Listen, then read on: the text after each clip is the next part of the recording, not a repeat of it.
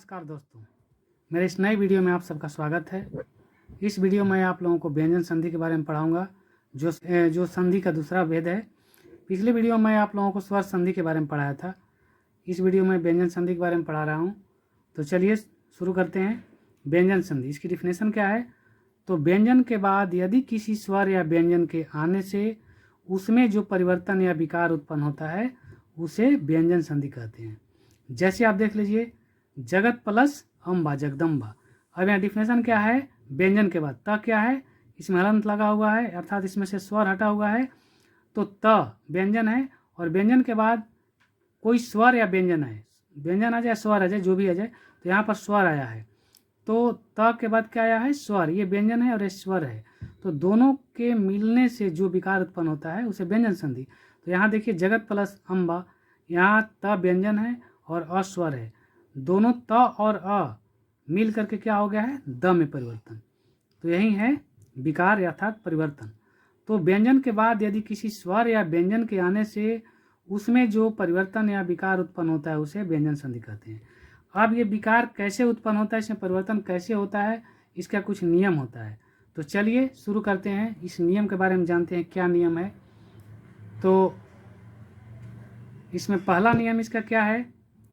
क च ट त प के पश्चात यदि किसी वर्ग का, वर्ग अब यहाँ पर क्या होता है? क वर्ग, च वर्ग, ट वर्ग, त वर्ग और प वर्ग, ये 25 होते हैं। जैसे क ख ग घ छ छ ज ञ ठ ठ ड ढ़ प तक होता है ये।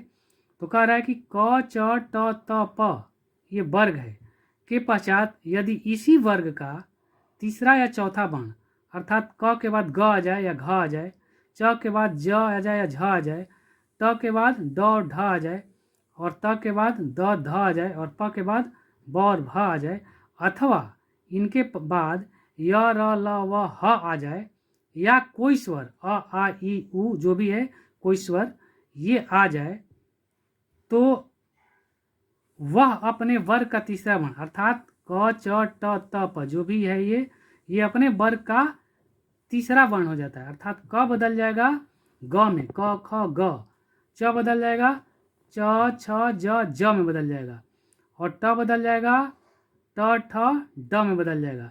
इसी प्रकार से त और प ये भी अपने तीसरे वर्ण में परिवर्तित हो जाएंगे। तो आइए इसको देखते हैं।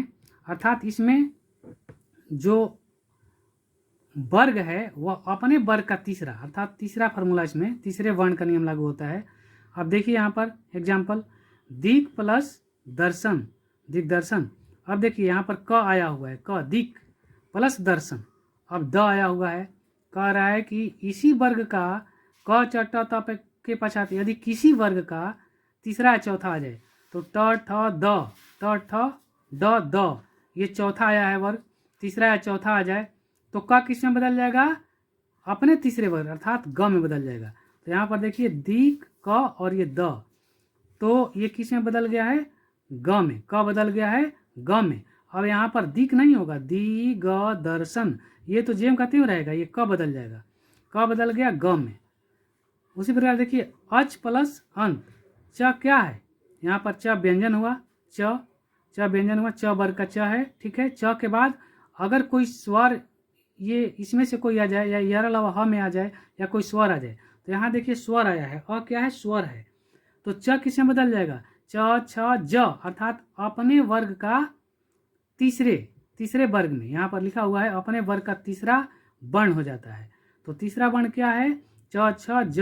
अब देखिए यहाँ पर ज हो गया है, तो अच बदल गया है ज में, अच प्लस अंत अजंत, तो च बदल गया ज में, अर्थात अपने वर्ग का, अपने ही वर्ग का तीसरा वर्ण च छ ज। उसी प्रकार से देखिए सट प्लस आनंद, यहाँ पर ट है, ट भी बदल जाएगा ट ठ ड में, अपने से तीसरे में। सट प्लस आनंद, यहाँ भी स्वर है, आ आया हुआ है, तो ये ट बदल जाएगा ड में, सडानन हो गया। उसी प्रकार से त, जगत प्लस ईश, अब ये त बदल जाएगा त थ द में, जगत प्लस ईश, यहाँ पर देखिए द में बदल गया है। तो ये है तीसरे वर्ण का नियम, अर्थात क च ट प के पश्चात इसी वर्ग का कोई तीसरा या चौथा वर्ण आ जाए, या इसमें से कोई आ जाए यर अलावा ह में से, या कोई स्वर आ जाए, तो ये जो है अपने वर्ग के तीसरे वर्ण में बदल जाते हैं। चलिए दूसरा नियम देखते हैं हम। दूसरा नियम इसका क्या है? अब दूसरा नियम है किसी वर्ग के पहले या तीसरे व्यंजन के बाद, जैसे कि पीछे हमने पढ़ा उसी प्रकार से किसी वर्ग, क वर्ग हो, च वर्ग हो, ट वर्ग हो, त वर्ग हो, प वर्ग हो, तो किसी वर्ग के पहले या तीसरे व्यंजन के बाद, पहला, अब क के बाद या तीसरे के बाद, जैसे मान लीजिए क ख ग, क हो गया पहला, ग हो गया तीसरा, तो किसी भी वर्ग के यानी त हो, च हो, ट हो, प हो, क हो, वर्ग के तीसरे व्यंजन के बाद यदि कोई नसीक व्यंजन आता है, नसीक का मतलब उसी वर्ग का पांचवा, जैसे अंग, य, ड़, न, म, क ख ग घ छ छ य ट ठ ड ढ़ त थ द न प फ व म। तो नसीक किसको कहेंगे व्यंजन, किस व्यंजन को कहते हैं? तो जिसके उच्चारण में नाक और मुंह दोनों से ध्वनि निकले, तो अंगा बोलते हैं, तो नाक से भी ध्वनि निकलती है, मुंह से भी। य बोलते हैं, इसमें भी नाक से थोड़ी ध्वनि निकलती है। तो कह रहा है किसी वर्ग के पहले या तीसरे व्यंजन के बाद अगर यदि कोई इसी वर्ग का नसीक आ जाए, अर्थात अंग आ जाए, य आ जाए, ड़ आ जाए, न आ जाए, म आ जाए, तो इनके स्थान पर अपने ही वर्ग का नसीक व्यंजन अर्थात जेम कहते हैं ये व्यंजन हो जाता है। अर्थात क बदल जाएगा अंग में, ठीक है, च बदल जाएगा य में, ट बदल जाएगा अड़ा में, और त बदल जाएगा न में, प बदल जाएगा म में। तो ये है ये दूसरा नियम, अर्थात ये अपने पांचवें वर्ग वर्ण में, ये जो कोई जो वर्ग है ये अपने पांचवें वर्ण में बदल जाएगा। यानी क बदल जाएगा अंग में, पांचवा वर्ण हो गया, च बदल जाएगा य में भी पांचवा हो गया, ट बदल जाएगा अण में भी पांचवा हो गया। तो इसे पांचवा वर्ण का नियम लागू होता है। नसीक होता है पांचवा वर्ण, तो ये अपने पांचवें वर्ण में परिवर्तित हो जाते हैं। जैसे देखिए वाक प्लस मय, वांग्मय। अब क आया है, क के बाद कह रहा है कि किसी भी वर्ग का पहला या तीसरा व्यंजन है, तो प फ ब भ म।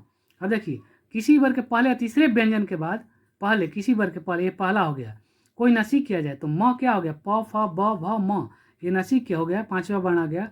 तो क किसमें बदल जाएगा, अपने ही वर्ग का पांचवा वर्ण अर्थात अंग में बदल जाएगा। क बदल जाएगा अंग में। तो देखिए वाक प्लस मय, वांग्मय, अंग में बदल गई है। उसी प्रकार से चित प्लस मय, चिन्मय। अब तक किसमें बदल जाएगा, त थ द ध न, पांचवा अपने नसीक व्यंजन अर्थात पांचवे में, त बदल जाएगा न में, त बदल जाएगा न में। तो यहाँ पर त क्या हो गया, न में बदल गया। चिन्मय। सट प्लस मास, अब सट त क्या है, त बदल जाएगा ड़ में, ये भी पांचवा, ट ठ ड ढ अड़, ट बदल जाएगा अण में। तो ये हो गया सट, त बदल गया अड़ में, सट मास बदल गया, सट प्लस मास सन्मास, ठीक है। तो इसमें लागू होता है पांचवा वर्ण का नियम। पहले में तीसरा वर्ण अर्थात वह अपने वर्ग का तीसरा वर्ण बन जाता है, और दूसरे में क्या है, अपने वर्ण का पांचवा वर्ण बन जाता है, अपने वर्ग का पांचवा वर्ण। क बदल जाएगा अंग में, च बदल जाएगा य में, ट बदल जाएगा ण में, त बदल जाएगा न, और प बदल जाएगा म, ठीक है। अब तीसरा नियम आते हैं, यदि किसी स्वर के बाद, कोई भी स्वर के बाद छ वर्ण आए, छ च छ वर्ण आए, तो छ से पहले च वर्ण जुड़ जाता है, आधा च, देखिए यहाँ पर हलंत है, आधा च वर्ण जुड़ जाता है। जैसे देखिए संधि प्लस छेद।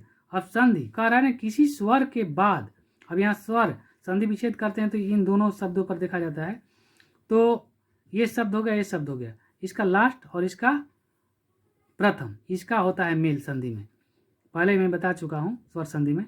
तो ये ई क्या है, ये स्वर संधि है। कह रहा है यदि किसी स्वर के बाद छ, अब इसके बाद स्वर के बाद ई के बाद आ गया छ, तो छ आ गया, तो छ किस में बदल जाएगा, च में। तो संधि प्लस छेद, संधि छेद, ये संधि और ये छ बदल गया,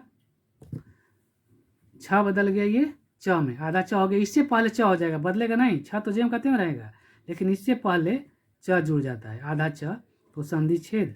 उसी प्रकार से वी प्लस छेद, वी क्या है, इसमें ई की मात्रा लगे छोटी ई, तो यहाँ पर ये स्वर हो गया, और इस स्वर के बाद क्या आ गया, छ आया है, तो छ से पहले च लग जाएगा, वी छेद, छ से पहले च आ गया है। तो ये है छ का नियम। पहले में हमने पढ़ा तीसरा वर्ण का नियम, दूसरे में पढ़ा पांचवा वर्ण का नियम, तीसरे में हमने पढ़ा छ का नियम। अब आइए यहाँ पर चौथा, चौथा रूल क्या है, इसका नियम क्या है व्यंजन संधि का, तो यदि त व्यंजन के बाद, जहाँ पर ये संधि होता है, संधि विच्छेद हुआ है अब संधि करते समय, तो त व्यंजन के बाद च छ हो तो, त व्यंजन के बाद यदि च और छ हो तो च छ का च बदल जाएगा। ये च और छ है तो च छ बदल जाएगा च में। अगर ज और झ हो तो ज झ बदल जाएगा ज में। त और ठ हो तो ये बदल जाएगा त में। त ठ हो तो ट में बदल जाएगा। और ड ढ हो तो ड में बदल जाएगा, यानी कि पहले वाले में। ल हो तो आधा ल में बदल जाएगा। त के बाद यथा त व्यंजन के बाद अगर च छ आता है तो च में बदल जाएगा। ठीक है, तो इसके बाद ज झ आता है तो ज में बदल जाएगा। ट ठ आता है तो ट में बदल जाएगा। ड ढ आता है तो ड में, ल आता है तो आधा ल में। जैसे ऊत प्लस चारण, उच्चारण, अब त के बाद आया है च और छ कोई भी आ जाए तो क्या हो जाएगा, ये बदल जाएगा आधा च में। देखिए ऊत प्लस चारण, तो ये त बदल गया है च में, यहाँ पर हो गया है त हो गया च। चा तो पहले से रहेगा ही रहेगा ज्यों का त्यों, तो उत त के जगह पर उ आधा च चारण, उच्चारण। उसी प्रकार से उत प्लस छीन, अब ये छ है तो छ भी बदल जाएगा च में, यहाँ च छ बदल जाएगा च में। उत प्लस छीन, उछीन, अब यहाँ तक क्या हो गया, आधा च में बदल गया है। और छीन ज्यों कहते हैं ही उछीन। तत् प्लस लीन, तलीन, अब यहाँ पर ल है तो यहाँ भी वही होगा, त बदल जाएगा आधा ल में, तलीन। कह रहा है ना कि अगर ल आए तो उससे पहले ये त बदल जाएगा आधा ल में, ल आए तो आधा ल में, तो ये त बदल जाएगा आधा ल, तलीन। ठीक है, तो ये है त का नियम कि त कैसे बदलता है। अब आते हैं अगला नियम। यदि त के बाद, ये सब त का नियम है, त के 3-4 नियम है, 3 नियम है। तो यदि त के बाद स आए, ये सलगम वाला स आए, तो त का च तथा स का छ हो जाता है। त के बाद अगर स आए तो त बदल जाएगा च में और स बदल जाएगा छ में। अब देखिए ऊत प्लस श्वास, ऊत बदल गया च में और ये बदल गया, स बदल गया छ में, उच्छ्वास। ये त बदल गया च में, स बदल गया छ में, उच्छ्वास। उत प्लस शिष्ट, उच्छिष्ट, त बदल गया यहाँ पर च में और स बदल गया छ में। यानी कि त के बाद स आए तो त बदल जाता है च में और ये स बदल जाएगा छ में, ये है। और इसके बाद अगला नियम है, यदि त के बाद ह व्यंजन आ जाए तो त का द हो जाता है तथा ह का ध। त के बाद अगर ह व्यंजन आए तो त बदल जाएगा द में, त बदल जाएगा द में और ह बदल जाएगा ध में। अब देखिए ऊत प्लस हत, उधत, और यहाँ त किस में बदल गया, द में, द में बदल गया। और ह किस में बदल गया, ह ध में, ध, यानी कि त बदला द में, ह बदला ध में, उधत। तो ये है त के नियम। आगे 7वां इसमें इसका नियम क्या है, यदि री, ऋषि वाला री, र तथा षटकोण वाला स, इसको मूर्धनी स भी हम बोलते हैं, के बाद न व्यंजन आता है, इसके बाद कोई न व्यंजन आता है तो न बदल करके ड़ में हो जाता है, ड़, ठ ढ जो होता है उसका ड़ में हो जाता है। जैसे परि प्लस मान, अब यहाँ पर किस में बदल जाएगा, ये न बदल जाएगा, परि प्लस मान, री र तथा स के बाद न व्यंजन। अब कोई जरूरी नहीं है कि इसके पास ही है, क वर्ग, प वर्ग, य व ह या कोई अनुस्वार रहे, अगर ये बीच में भी रहे तो न किस में बदल जाएगा, ड़ में बदल जाएगा। अब यहाँ पर र के बाद देखिए यहाँ पर म है, हालांकि न इसके पास नहीं है, लेकिन किस इस शब्द में कहीं भी रहेगा और क वर्ग का कोई व्यंजन है, क ख ग घ ङ, प वर्ग का प फ भ म, तो प का ये म है, और या य व ह हो कहीं भी हो या कोई अनुस्वार हो तो न कहीं भी रहेगा तो ये ड़ में बदल जाएगा। अब परि प्लस मान, अब यहाँ परिमाण, यहाँ पर न जो है ड़ में बदल गया है। यहाँ पर ये ध्यान देना है कि उस शब्द में कहीं भी न रहेगा तो ड़ में बदल जाएगा। ठीक है, तो ये न का नियम है। तो म के बाद किसी वर्ग का कोई व्यंजन आता है, यदि म है, म को अनुस्वार भी हम बोलते हैं, तो म के बाद यदि किसी या अनुस्वार के बाद किसी वर्ग का कोई व्यंजन आता है, किसी वर्ग का, क ख ग घ प फ ब च छ ज ठ ठ ड थ थ द आता है, या य र ल व और ये सलगम वाला स और ये इसको कहते हैं तलावी स, इसको कहते हैं दंती स। तो अगर इस प्रकार के स है सपेरा वाला और ये सलगम वाला और ह व्यंजन आता है तो म का अनुस्वार, म क्या होता है अपने अनुस्वार या बिंदु में बदल जाता है, अनुस्वार या बिंदु में। जैसे सम प्लस कल्प, संकल्प, सम या म क्या है बिंदु में बदल गया। या आप इसको ऐसे भी लिख सकते हैं, संकल्प को इस तरह से भी, ऐसे भी होता है और ऐसे भी होता है। अर्थात म के बाद कोई किसी भी वर्ग का कोई व्यंजन आता है या यर अल्लाह व, जैसे यहाँ पर क आया हुआ है, यहाँ पर क आया हुआ है, कोई भी व्यंजन आता है तो बिंदी जो है म का बिंदी बन जाता है अगर सम प्लस कल्प संकल्प। और अगर इस प्रकार से है तो भी ये जेम का तेम लिखा जाएगा, इसको जेम का तेम हम कर देंगे। यानी कि म अपने बिंदी में बदल जाता है। अगर बिंदी पहले से ऑलरेडी है अर्थात अनुस्वार है तो कोई परिवर्तन नहीं करना है, जेम का तेम ऐसे लिख देना है। ये है म का नियम। आगे आते हैं, देखिए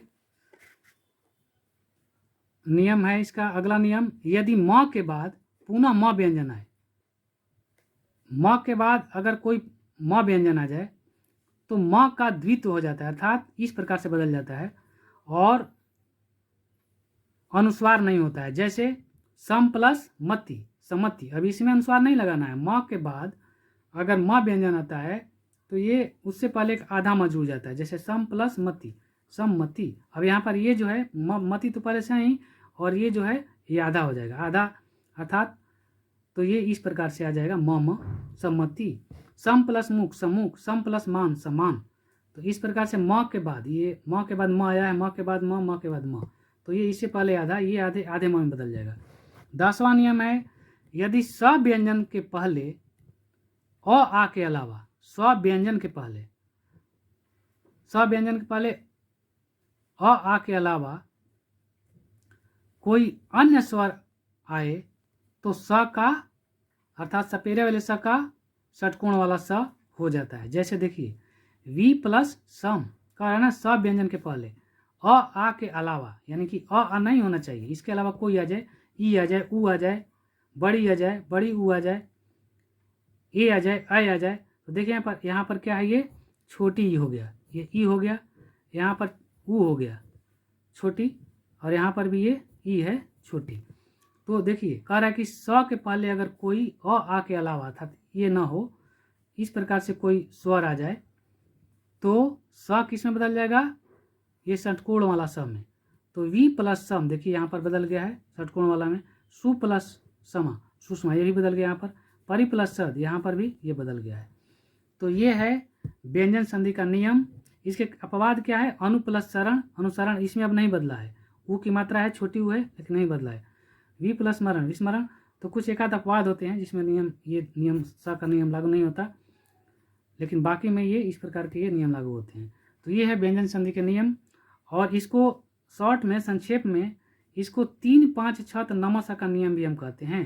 3 5 6 नमस, अर्थात पहले में तीसरे वर्ण का, दूसरे में पांचवें वर्ण का, और चौथे में छ का नियम, उसके बाद आगे वाला में त का नियम, इसके बाद न का नियम, इसके बाद म का नियम, इसके बाद स का नियम। तो इसको संक्षेप में नियम को याद करने के लिए 3 5 6 नमस हम याद कर सकते हैं। उम्मीद है आपको ये वीडियो पसंद आया होगा। आप हमारे चैनल को जरूर सब्सक्राइब और लाइक कीजिएगा। थैंक यू, धन्यवाद। अगले वीडियो में पुनः हम मिलेंगे, तब तक के लिए इजाज़त चाहते हैं।